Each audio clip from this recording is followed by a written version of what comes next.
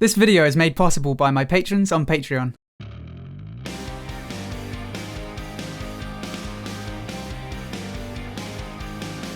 Hello everyone, my name is Ziamaro and welcome back to the channel. So, I knew that by the end of the weekend I would want to talk about something from BlizzCon. I've played at least one game in almost all of their franchises, so BlizzCon is something that I'm always pretty excited about. The whole weekend definitely fell a bit flat compared to previous years. People have noted that this has happened before and may not be an indication of where Blizzard is going as a whole, but who knows. As some of you may know, I've been really getting into Overwatch again lately, so I was kind of looking forward to talking about Ashe. Notice any similarities to a character from that other game I play? But actually, I want to talk about that one game in Blizzard's catalogue that I've never played, Diablo, and more specifically, Diablo Immortal. I mean, the outrage over this game is basically old news by now. I'm sure you've all seen the guy asking if the Diablo Immortal announcement was an out-of-season April Fool's joke, or the "you guys have phones, don't you" memes. But just in case you have been living under a rock, long story short, Blizzard hyped up a couple of announcements regarding Diablo for BlizzCon 2018. This is generally a crowd of PC gamers, and what they got was a mobile game. So, as I said, I've never actually played any of the games in the Diablo series, which is weird because I'm sure I would like it. It might seem strange that I'm weighing in on an announcement for a game I've never played, but actually it kinda helps because I'm not even slightly salty about the news. But that being said, it's still a little worrying because I think this is the start of a trend we'll be seeing a lot more of soon. I don't normally like to get too far into the industry side of things, but it's something that has to be addressed. You guys are all gamers, so I'm sure you have all heard about gaming being the fastest growing creative industry. Like, seriously, we're living through the golden age of gaming. A lot of us miss the music and film golden ages, but the gaming one is here right now. You might also be aware that the platform that is growing fastest is mobile gaming, and that's probably not a shocker. But what might surprise you is that console gaming is not doing so well. While the gaming industry has literally doubled in size since 2012, console gaming has barely grown. PC gaming is doing a little better, relatively speaking. It's actually bigger than console gaming now, which it wasn't in 2012, but it still hasn't doubled in size. So yeah, I think you guys know what that means. Mobile gaming has grown exponentially, and the vast majority of the gaming industry's growth is down to mobile gaming. And I should definitely mention that when I say growth, I mean growth in revenue. So I guess it stands to reason that Blizzard would be eager to get into the mobile market. I mean, their current most successful game, Hearthstone, is available on mobile. So it seems like a no-brainer to get more of their IPs onto mobile. But see, there are a bunch of problems. First off, maybe you guys have seen that clip of Steve Jobs talking about sales and marketing people driving the creators out of the decision-making process. It's been floating around Reddit directly in relation to Diablo Immortal, and it's actually pretty apt. Something that a lot of people forget about, and I'm including actual gamers in this, is that the gaming industry is a creative industry. It's just like the music and film industries. All too often, companies make obvious money-grabbing decisions, and you'll get people defending those decisions by saying things like,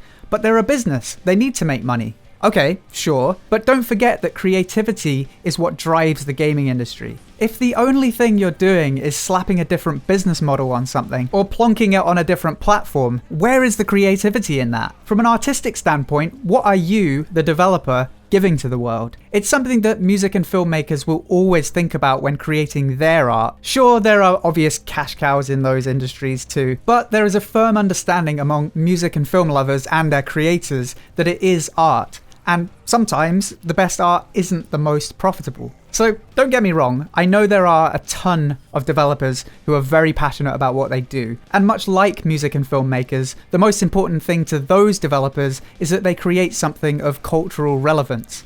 Art. Sure, they need to pay the bills, but what the true creators want is to create something memorable. And actually, games with cultural relevance are quite often the most profitable anyway. Just look at Fortnite, or hey, look at World of Warcraft back in the day. So, okay, we haven't properly seen Diablo Immortal yet. Maybe it will be a creative masterpiece, although I'm not exactly hopeful. I mean, people have drawn comparisons to Crusaders of Light, a free-to-play mobile game that is made by a company called NetEase, who coincidentally are working with Blizzard to create Diablo Immortal. Some people are even going so far to say that Diablo Immortal might even largely be a reskin of Crusaders of Light, but I guess we'll have to wait and see. So the other problem with mobile games is that they tend to have unfair business models. Now, I've actually had recent experience talking with someone in the industry, and more specifically, someone who works closely with mobile game publishers. As I'm sure you guys know, most mobile games are quote-unquote free to play, but tend to be riddled with microtransactions. So most people will spend little to no money on a mobile game. The vast majority of people will fall into that box. But you get the odd person who will spend an exorbitant amount of money on these games. And that's basically what pays the bills. There are a number of problems with this business model. Firstly, I think it's highly immoral and predatory. The person I spoke to, who I should mention isn't actually a publisher for any mobile games, but rather someone who works for a platform promoting them, literally used the term fishing for whales. And that's a term you'll hear come up a lot in the gaming industry. A whale is basically someone who spends an insane amount of money on a game compared to the average user.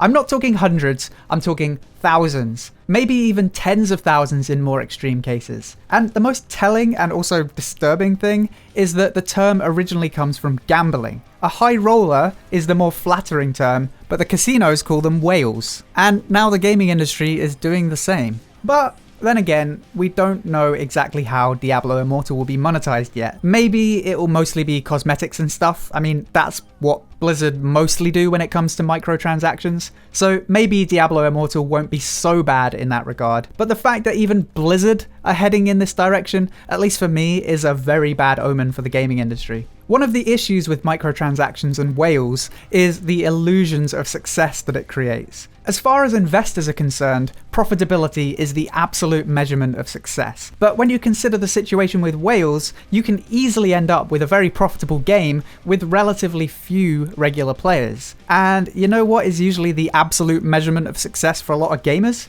Population. And I don't think microtransactions and whales are particularly conducive to a fun and memorable gaming experience for the average player. I genuinely think microtransactions will be the main thing that ends the golden age of gaming. The industry's revenue will continue to skyrocket, and seeing that, more and more of the most talented development studios will start looking towards mobile gaming and the predatory business model that goes with it. And I think, at least creatively, the gaming industry will be worse for it. It might take a few years, but people will tire of this crappy business model. I wouldn't be surprised if more governments actually crack down on things like loot chests like Belgium has. They may even widen their definition of gambling in video games, because when you really look at it, the whole mobile gaming business model just preys on people with low willpower and addictive or compulsive personalities.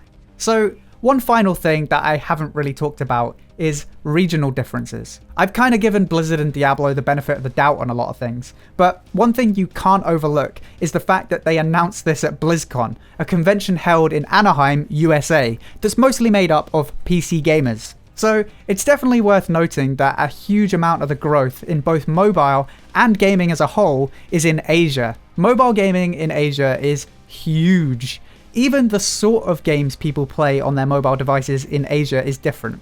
While we might think of Candy Crush, Clash of Clans and stuff like that, in a lot of Asia they're playing way more complex games than that. So in some regions, mobile gaming is expanding beyond what we might experience. That's just not the case in Europe or the Americas though. And guess what? Most people at BlizzCon are going to be from North America, if for no other reason than proximity to the event. So while a lot of the growth in the gaming industry is on mobile, it's worth bearing in mind where, geographically, that growth is happening too. Mobile gaming is definitely becoming more popular in Europe and the Americas, but it's not growing at nearly the same rate it is in Asia. And the sort of games we're playing are way more rudimentary too. I don't think we're ready for Diablo on mobile. That doesn't mean the rest of the world isn't ready, but then why announce it at BlizzCon? It was just the wrong audience. Personally, I don't want to play complex games on my phone or tablet. I just find the control scheme way too fiddly. I'm quite a dexterous person, but I feel like I'm all thumbs when I play a game on mobile. If I'm gonna play a mobile game, it should either be fast-paced with a simple control scheme, like 1 or 2 buttons to press, or it should be slow-paced with a complex control scheme. Something like Diablo is going to be complex in both senses, so at least for me, that's a big no-no. I'd happily play Hearthstone or, I don't know, Temple Run, but not Diablo. Anyway, I feel like I've gone on long enough here. I've barely scratched the surface of the potential pitfalls of mobile gaming and its impact on gaming as a whole. So let me know what you guys think. In particular, I'd love to hear what you guys think the positive impact of mobile gaming could be. I'm obviously quite biased both regionally and because of my preferred platform, so I'd love to hear an opposing opinion. But obviously feel free to weigh in on the negatives too. I hope you enjoyed this video. If you did, then please feel free to subscribe for more gaming guides, news, and discussion. And don't forget to check out the links below to Patreon, Discord, and Twitch. Until next time, thank you for watching, and I'll see you soon.